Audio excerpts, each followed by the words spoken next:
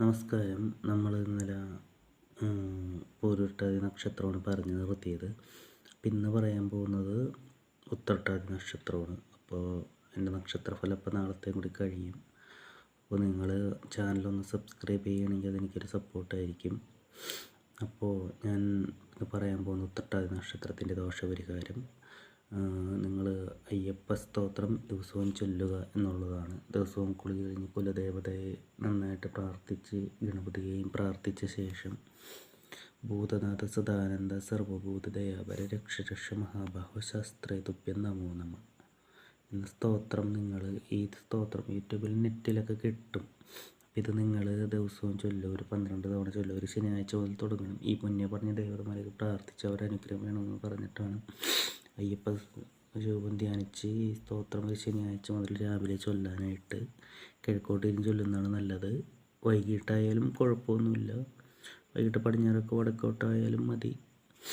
അപ്പോൾ ഇത് നിങ്ങൾ നന്നായിട്ട് ചൊല്ലി പ്രാർത്ഥിക്കുക.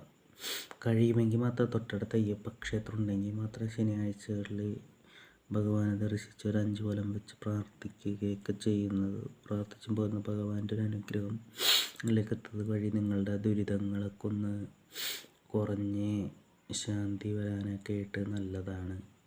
ഇപ്പോൾ ഉത്രട്ടാതി നക്ഷത്രക്കാരൊക്കെ ജന്മശനിയുടെ ഒരു പിടിയിലായതുകൊണ്ട് ഇപ്പോൾ ഈ കാലഘട്ടത്തിലും ചെയ്യാൻ പറ്റിയ ദോഷപരിഹാരം തന്നെയാണ്.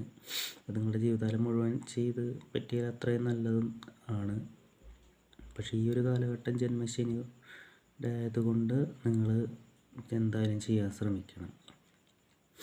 പിന്നെ നിങ്ങളുടെ തൊട്ടടുത്ത് വിഷ്ണു ക്ഷേത്രം ഉണ്ടെങ്കിൽ, മഹാവിഷ്ണു ക്ഷേത്രം ഉണ്ടെങ്കിൽ അവിടെ വ്യാഴാഴ്ചകളിൽ കദളിപ്പഴം നിവേദിച്ച് പ്രാർത്ഥിക്കുക. നിങ്ങൾക്ക് നല്ല ജീവിതത്തിലൊരു ഉയർച്ച നൽകും. തൊഴിലൊക്കെ ചെയ്യുന്നവർക്ക് നല്ല വരുമാനം കിട്ടും. സാമ്പത്തിക സ്ഥിതിയൊക്കെ കിട്ടാനായിട്ട് വളരെ നല്ലതാണ്.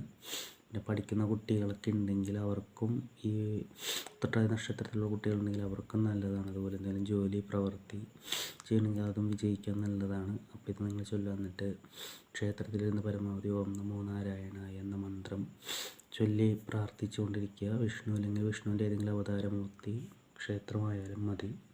ഇപ്പോൾ കൃഷ്ണനാണെങ്കിൽ ഓം നമോ ഭഗവതേ വാസുദേവായ എന്ന് ക്ഷേത്രത്തിൽ നിന്ന് പരമാവധി ചൊല്ലുക. രാമനാണെങ്കിൽ ശ്രീരാമ ജയ രാമ ജയ ജയ രാമ എന്ന സ്തോത്രമൊക്കെ ചൊല്ലിക്കൊണ്ടിരിക്കുന്നത് നല്ലതാണ്. അപ്പോൾ നിങ്ങളിത് ചൊല്ലി പ്രാർത്ഥിക്കുക. നിങ്ങൾ ഈ പരിഹാരങ്ങൾ ചെയ്യുന്നത് നിങ്ങളുടെ ഐശ്വര്യം വർദ്ധിക്കും.